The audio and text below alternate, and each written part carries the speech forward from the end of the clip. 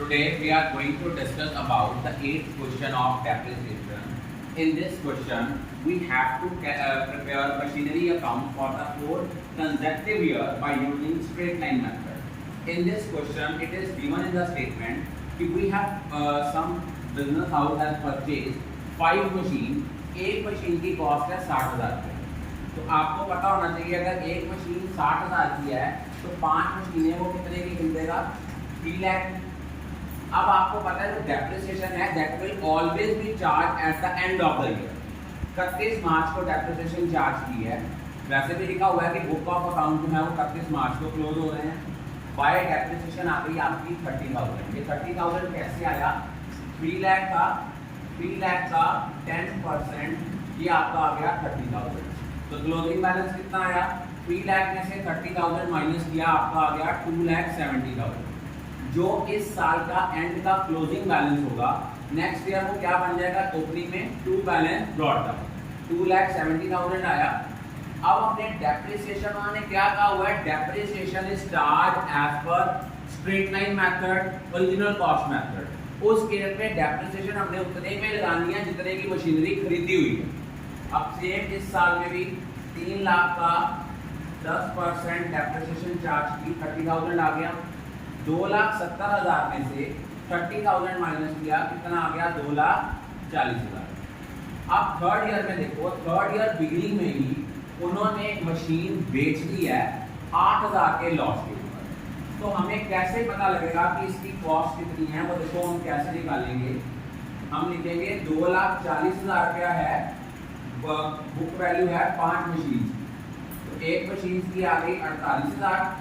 8,000 का लॉस है तो हमने कितने की बेची होगी 40,000 की. दोबारा सुनिए 2,40,000 रुपया उसकी बुक वैल्यू है और हमको 5 मशीन की है. एक मशीन की कितनी आई 48,000.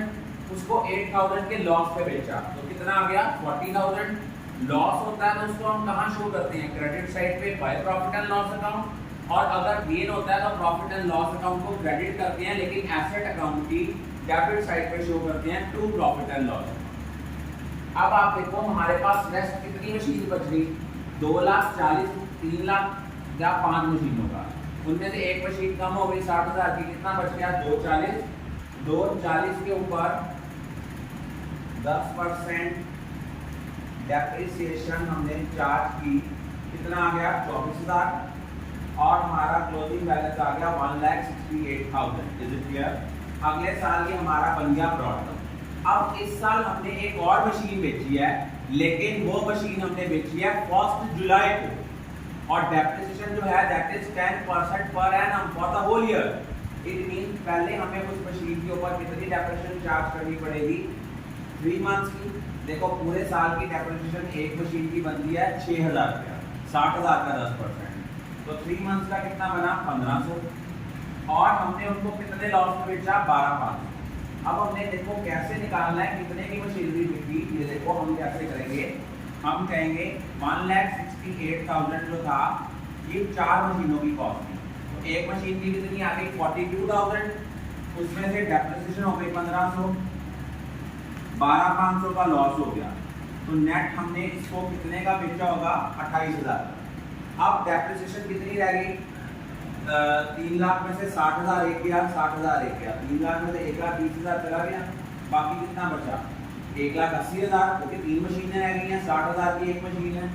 1,80,000 का 10% कितना आया 18,000. अब हमने 1 अक्टूबर को नई मशीनरी खरीदी है 1 लाख. 1 अक्टूबर को खरीदी और डेप्रिसिएशन का रेट है 10% पर एनम. तो हम क्या करेंगे 1 लाख के ऊपर 10% करके इंटू 6/12 भी आ गया 5,000. अब उसके बाद हमारा बैलेंस कैरी डाउन आ जाता है 2,03,000. Is it clear. I think all of you are clear about